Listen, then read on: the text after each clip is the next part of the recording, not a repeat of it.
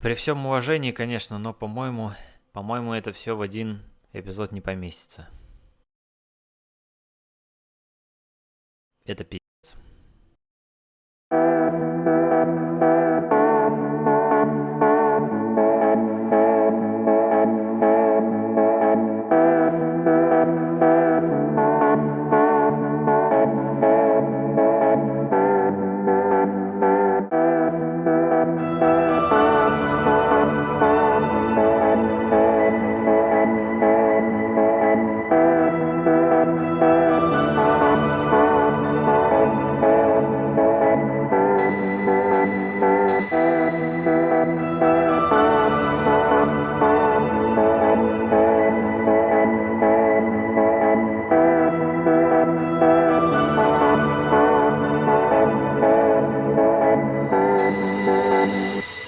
История начинается здесь, в начальном городе Арстоцка.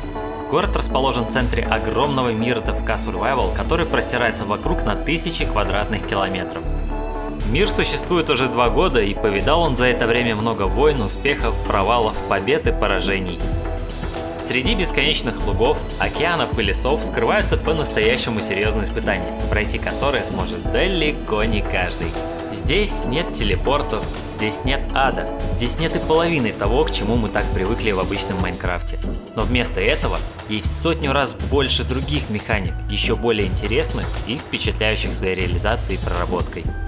Именно в более тесном взаимодействии человека с окружающим миром и заключается основная философия Terra Firma Craft. Этим все не ограничивается, ведь настоящий вызов бросает тебе, пожалуй, одна из самых известных модификаций кубической вселенной – Immersive Engineering, которая практически с нуля была переделана и интегрирована в Terra Firma Craft, благодаря работе целой команды опытных энтузиастов. Были переписаны тысячи и тысячи строк кода, а множество багов и недоработок было устранено. Слаженная работа всех модификаций и команды администрации дарит незабываемый опыт. Опыт, который послужил мотивацией к созданию этого видеоролика. Ну а теперь давай рассмотрим самую верхушку этого айсберга.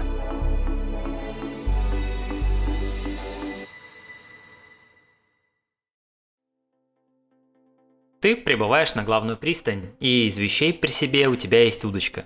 Ведь дай человеку рыбу, и он будет сыт 1 день. Научи его ловить рыбу, и он будет сыт до конца жизни. Ладно, местные власти не настолько жестоки, поэтому в дополнение к удочке идет небольшое количество морковки и кувшин с водой.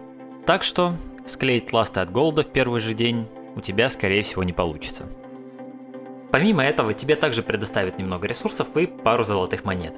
Монеты являются местной валютой, которую можно заработать или потратить, торгуя с местными обитателями, а также можно торговать с торговцем по имени Фрэнк, лавка которого расположена на той же пристани города Арстоцка. Торговец периодически меняет ассортимент товаров, чтобы угодить спросу населения этого мира. Первая, одна из наиболее сложных задач – выбраться из начального города и закрепиться в выбранном месте, где будут сделаны первые шаги к светлому и великому будущему. Подобрать это место отлично поможет спутниковая онлайн-карта, которую можно изучить на главном интернет-портале сервера.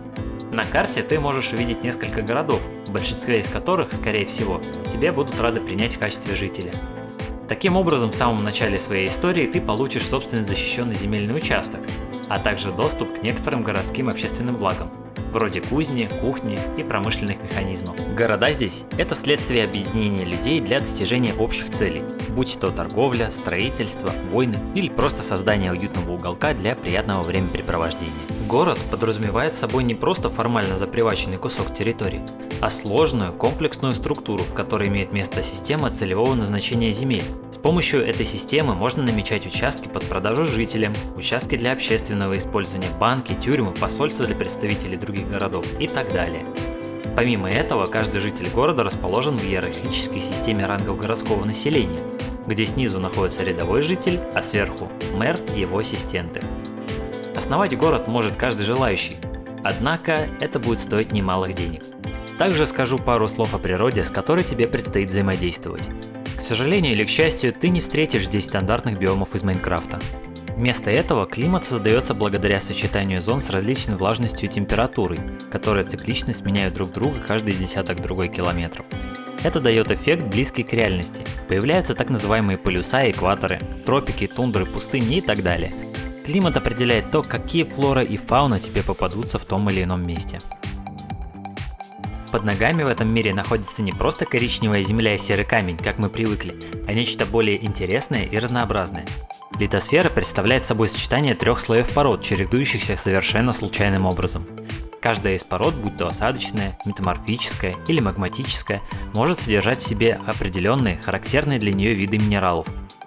Также на спутниковой карте есть черные непрогруженные зоны, которые также называют непрогрузом на местном жаргоне. Непрогруз – это территория, куда еще ни разу не ступала нога человека. На этих территориях ты гарантированно найдешь нетронутые залежи минералов, животных и растений. Но даже на изведанных территориях объединение ресурсов происходит только рядом с крупными городами. Поэтому вовсе не обязательно проделывать путь десятки километров, чтобы найти железную руду или овец. Что ж, менее чем за 5 минут я посвятил тебя в основы увлекательного мира ТФК Survival. Думаю, настало время испытать все это на практике. Поэтому присаживайся поудобнее, история начинается.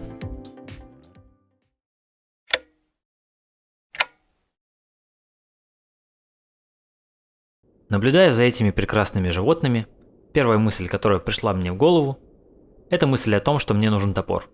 Каменные инструменты здесь изготавливаются довольно интересным способом. Для этого необходимо найти на земле какой-нибудь кусочек камня и попробовать из него вытащить рабочую часть инструмента. Ну а дальше достаточно просто совместить наш результат с обыкновенной деревянной палкой. Начальной морковки надолго не хватит, да и запас нутриентов нужно пополнять. Поэтому да простят меня защитники природы, но этих оленей мне придется истребить. Перебив все в стадо, мне удалось насобирать целых 210 граммов мяса. Это не так много, но хватит в принципе надолго. Дальше мне предстоял довольно красивый и долгий путь. Путь до далеких земель. Пробегая мимо города, я удивился, насколько все-таки люди умеют красиво строить. После этого, чтобы пожарить добытое мясо, я срубил дерево и сделал костер. Он будет заменять нашу привычную печку. Для того, чтобы сделать костер, мне понадобилось с помощью ножа срубить немного травы.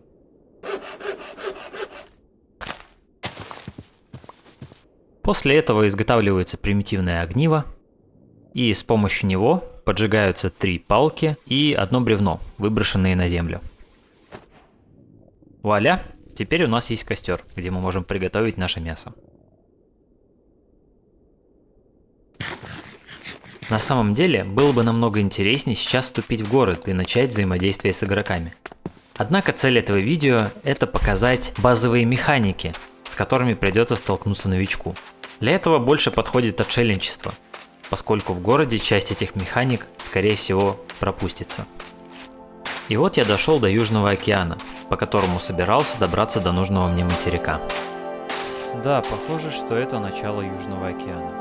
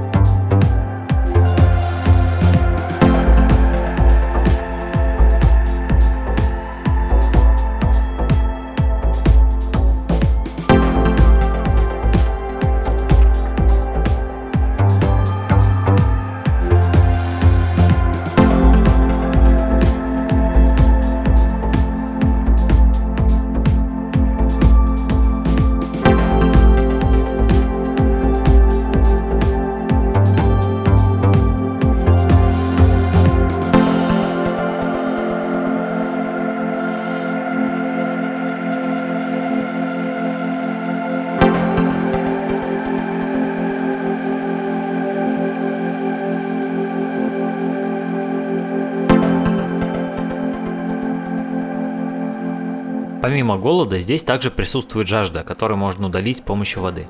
И преодолев небольшой участок морского пути, я понял, что одного кувшина воды мне совсем не хватит.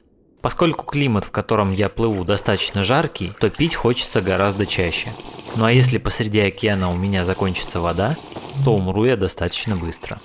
Поэтому я решил остановиться на одном из островов и сделать себе несколько дополнительных кувшинов для воды. На берегу острова я обнаружил довольно печальную картину. Это кто у нас? Здесь была какая-то история. Виталий 96. Помянем. О причинах его смерти можно только догадываться. Для лепки кувшинов была необходима глина, которую получилось найти далеко не сразу. Быть может, нужно болото найти. Но я даже не представляю, где. О, смотрите-ка. Здесь какие-то деревья. Ха, лимон. Так, насколько я помню, чтобы собрать саженец, нужно спилить ветку. О! Повезло. Так, и вот это тоже явно что-то фруктовое. Ну-ка. Оп. А, это тоже лимон, просто большой. Все ясно. Блин, где же глина? О, еще какое-то дерево. Кажется, это тоже лимон. О! Круто! Апельсин. Так даже лучше. Полагаю, здесь произошло обрушение. Шадрайс.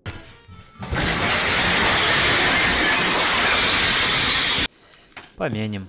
Да, физика ТФК предусматривает обвалы натуральных блоков в случае, если им недостаточно опоры. Это что такое? О! Наконец-то. Сейчас будут кувшины. Изделия из глины здесь изготавливаются примерно таким же образом, как и изделия из камня.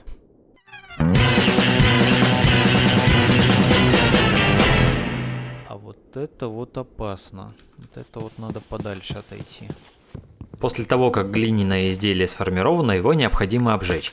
Сделать на первых порах это можно, например, в яме для обжига. Для создания этой ямы необходимо было насобирать 8 соломы и 8 бревен. Но я решил не мелочиться и сразу сделал 4 кувшина для хранения воды и 4 сосуда для хранения вещей. Поэтому мне нужно было всего 2 ямы.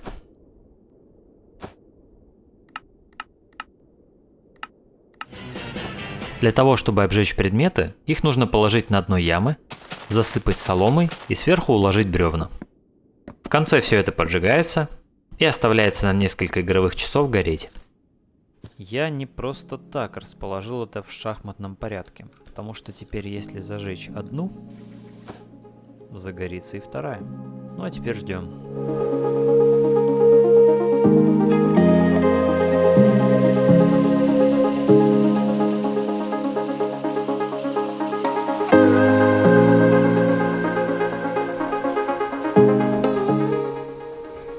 Так, ну вот, кажется, оно и догорело. Кстати, в кувшинах можно хранить еду. То есть, если так кусок мяса испортится через 35 дней, то вот так он будет портиться в 2 раза дольше. Ну что ж, осталось заполнить все кувшины пресной водой, и можно отправляться в одно из самых долгих водных путешествий.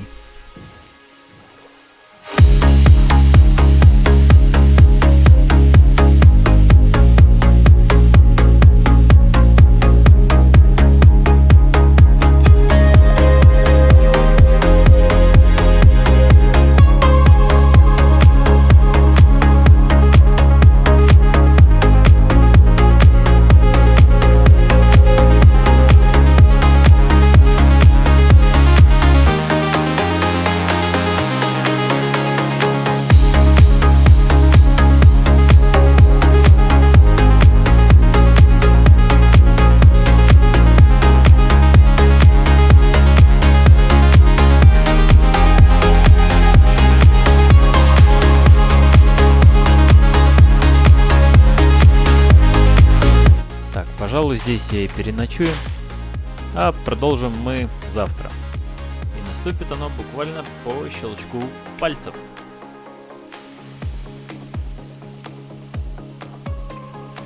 Для вас прошло одно мгновение, а для меня прошел целый день.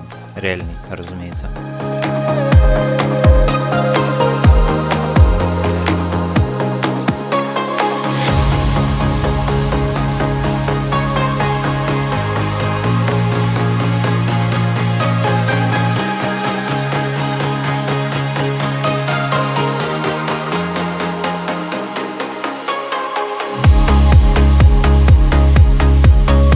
По дороге я заехал на соседний материк и поискал там что-нибудь полезное. В итоге я грохнул какого-то огромного волкодава, большая шкура которого мне потом послужит подстилкой для моей кровати. Так, ты же меня не достанешь, да? Ты моя зайка. И я тебя не достану. Мы чем-то похожи.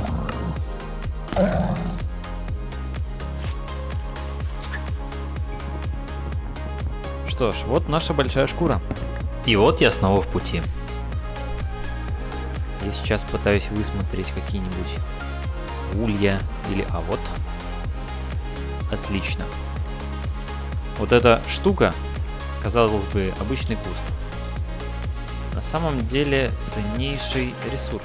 Джут. Потому что из него делается огромная масса всего. В принципе, я думаю, можно уже и спешиться.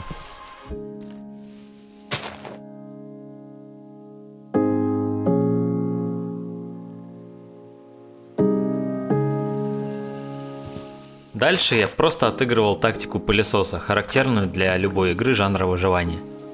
Таким образом, я собрал практически все виды семян, которые существуют в этом мире.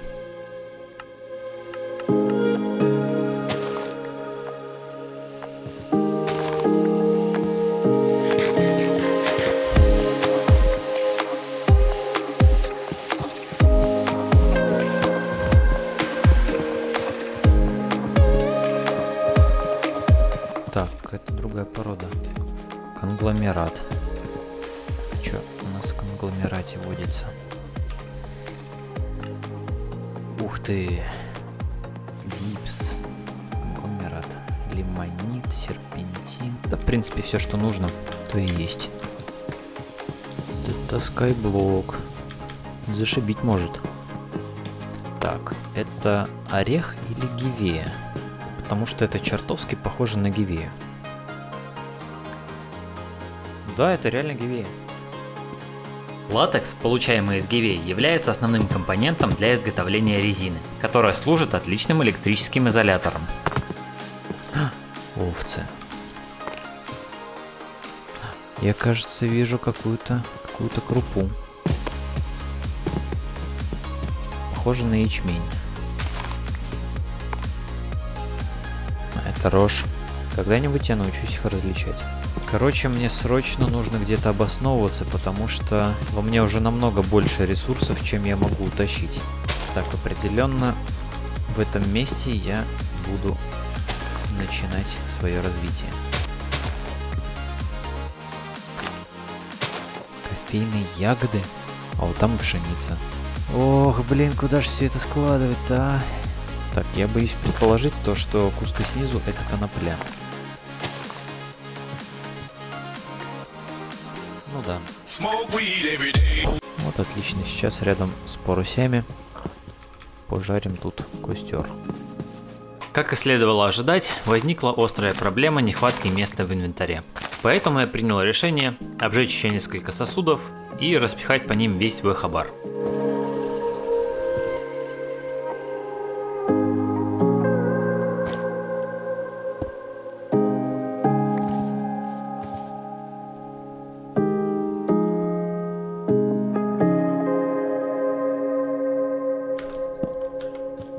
Наконец-то у меня до хрена места. Превосходно. Ух ты. Ни хрена ж себе. Вот это красиво. Блин, охрененный водопад. Мне надо попробовать найти место с 280 влажностью. Тогда я смогу там выращивать практически все, что угодно. Так, и начинается лес, кстати, с елками. А елки означают, что температура там уже, скорее всего, ниже нуля. Так, полагаю, это яблони. Откуда здесь лимон? Ладно, нужно больше лимонов.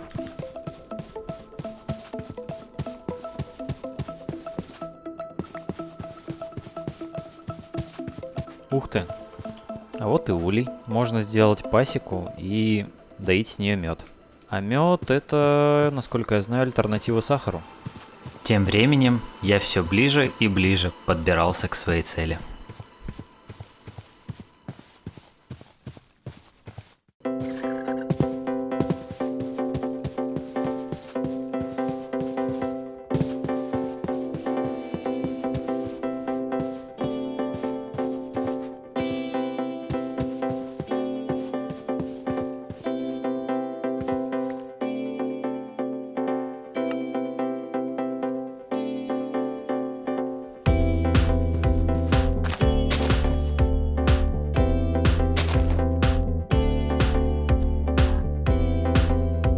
И вот долгое время спустя я, кажется, нашел место, наиболее подходящее для развития. В принципе, здесь прекрасно все. Например, вот этот горячий источник. Помимо этого, здесь очень много воды, есть речка, прям реально речка, не просто лужа. Здесь довольно приятный климат, 250 влажности, что является наиболее средним значением. Температура тоже в минус не уходит, значит снег не будет выпадать, и многие культуры тоже будут успевать вырасти. Здесь не очень жарко получается и не очень холодно. Ну и в целом очень приятное местечко. Приятный лесок, довольно ровная местность, позволяющая, в принципе, построить что угодно. Короче, думаю, где-то здесь я сейчас найду место для того, чтобы поставить все необходимые причиндалы.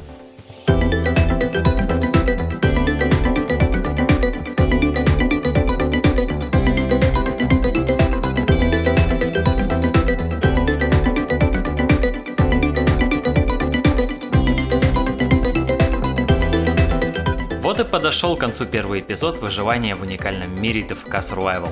На этом, как вы поняли из начала видео, история не заканчивается, и впереди нас ждет ее продолжение. Если тебя заинтересовал такой Майнкрафт, то приглашаю тебя на этот проект, где все делается людьми и для людей. Я показал еще далеко не все, но надеюсь, мне уже удалось немного изменить твое представление о Майнкрафте.